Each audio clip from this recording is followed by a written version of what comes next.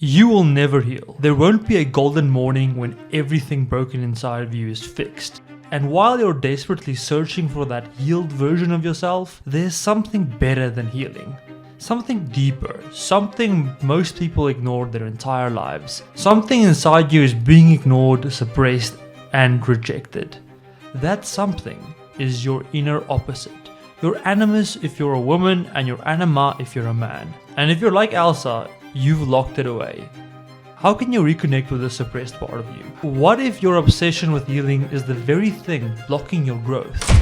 The fear that froze you. We grow up believing that we must master ourselves, that our emotions, desires, instincts are dangerous, especially the ones that don't fit our identity. At the start of Frozen, Elsa is young, free-spirited and powerful, creating snow with her hands as she plays with her sister.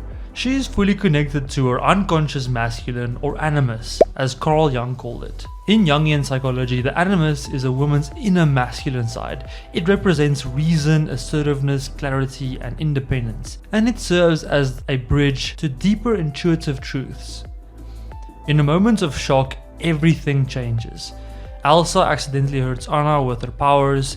Instead of helping her understand herself, her parents teach her to fear, hide, and control it. Conceal it, don't feel it, don't let it show. Jung said, every individual has a masculine and feminine side. The repression of one leads to neurosis. Integrating the animus lets a woman embrace her masculine traits like logic, reason, and assertiveness while keeping her feminine qualities. Elsa is forced to cut off the part of herself that makes her unique, her animus. She locks it behind a door, literally. What happens when your animus/anima becomes a monster because you've ignored it for too long? The consequences of suppression. Everyone believes Elsa's power is the problem. She's too much, too dangerous, too emotional, too cold. So basically, how your ex describes you. Right before dating someone with a neck tattoo, 3 astrology apps, a crystal business, and 7 cats. The truth is, Elsa isn't broken. She's suppressing her animus, and that's causing her pain. Jung said, the animus/anima is a bridge to the self. The animus brings reason, clarity, action, and transformation. It drives Elsa to imagine, create, explore, and challenge authority. As a child, she used her ice powers, her animus at its peak, creative, strong, and confident.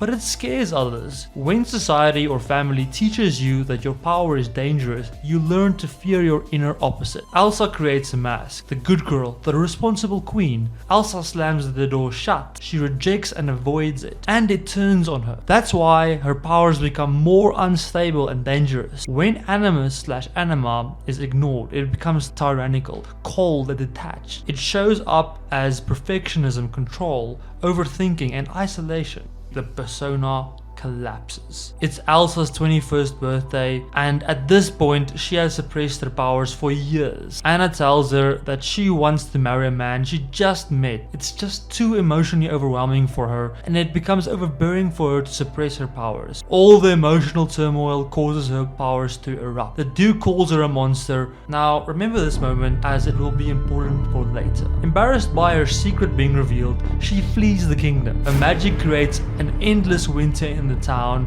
showing how suppressing your animus can hurt others. This is the classic Jungian moment, when the persona breaks, the perfect princess mask fails, revealing something terrifying because it's real. She pulled a full-on Scandinavian Batman, retreating to an icy fortress with the emotional availability of a snowflake and the interior design aesthetic of a glacial, minimalist Pinterest board. So Elsa basically went on the Arendelle Airbnb and searched 0 guests, infinite solitude, ice themed, and found the introvert wet room. In her isolation, Elsa sings "Let It Go." What people miss is this: it's not liberation, it's rebellion. It's not self-acceptance, it's escape. She isolates herself to protect others from the monster she thinks is inside her. Jung warned us, whatever you repress will return to you, not as a friend, but as fate. Real integration doesn't happen in isolation. It happens in relationships, in the real world, in tension.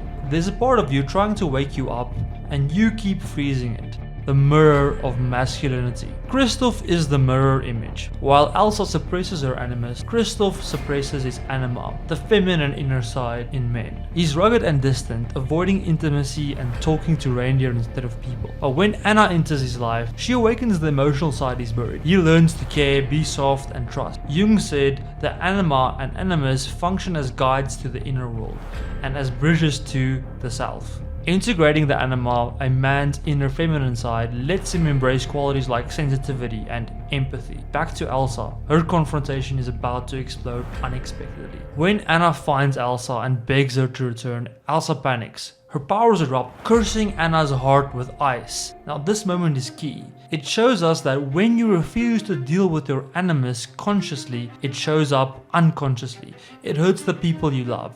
And it hurts you. Jung warned, until you make the unconscious conscious, it will direct your life and you will call it fate. Elsa's fate, isolation, fear, destruction. Not because of her powers, but because she never learned to understand them. Why you will never heal. Elsa eventually discovers the truth about her powers. Meanwhile, Anna and Christoph realize that only an act of true love can break the curse on Anna's heart. Remember this because it will be important for later. Anna stops Hans from killing Elsa, and her selfless act of love melts the curse, saving her. Now this is where we have to go a bit off script with Frozen. The character development is the typical ending. Anna self-sacrifices as an act of true love that saves her and heals Elsa's world. That's beautiful in a Disney collective values kind of way, but it externalizes transformation. In order to make this character development work a bit better in terms of personal growth and describing the anima animus, I'm going to change the plot a little bit. We'll keep everything exactly the same, but instead of the heroic sacrifice signaling an act of true love,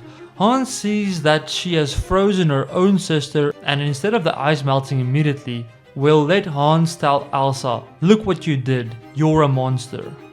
And then she has a few flashbacks to when she hurt Anna by accident, how her parents said conceal, don't feel, and how the Duke called her a monster. Then she replies, no I'm not. Then Anna unfreezes. Because this reflects an act of self-love and personal growth. It could still be considered the act of true love that the trolls mentioned Anna needs to unfreeze her heart. The animus anima cannot be healed because it was never a wound. You were never meant to heal because you were never broken. You will never heal because healing implies a destination. You're not a puzzle to be solved or a wound waiting to close. You're a river, always flowing, always transforming. You're a process, a becoming. The animus anima is never something you fix, it's something you balance and dance with. Jung wrote, healing proceeds from the depth of the soul, and the soul does not want to be healed, it wants to be seen. Your animus/anima is not your enemy, it's your guide. And if you keep burying it, it will show up as anxiety, numbness, or chaos, just like with Elsa. So what does it look like for you to stop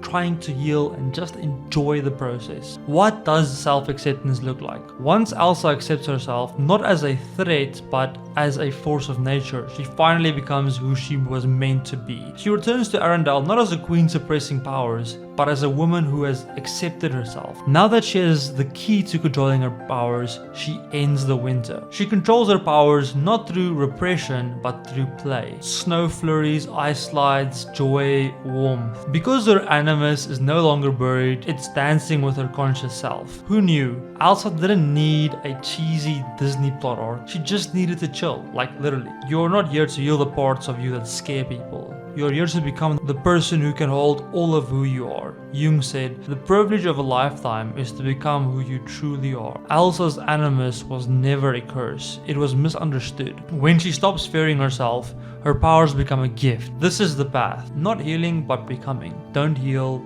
just be. Elsa didn't let it go, she let it in. Elsa never needed to be healed. She became more than a role, more than a mask, more than a wound. She stopped trying to be what others expected and started becoming the woman her soul had always carried within her. There is and never has been anything wrong with you. You are a constantly evolving being. Once you stop chasing healing and start embracing just being and enjoying the never-ending process called life, you begin the real journey. Remember, you don't have to heal, you just have to be. If you're a Jungian nerd, you'll notice notice that I didn't include the 4 stages of the Animus or Anima. I might make more videos on the Animus/Anima and their stages in the future. If you guys want that, please let me know. This is the 4th video in our Jungian series. In the next and final video, Jung Part 5, we'll cover complete individuation. That's the full integration of your shadow, your ego, your persona, and yes, your anima or animus. If you're enjoying these deep psychology breakdowns, hit like, subscribe, and tap the bell button so you don't miss the next one. And hey,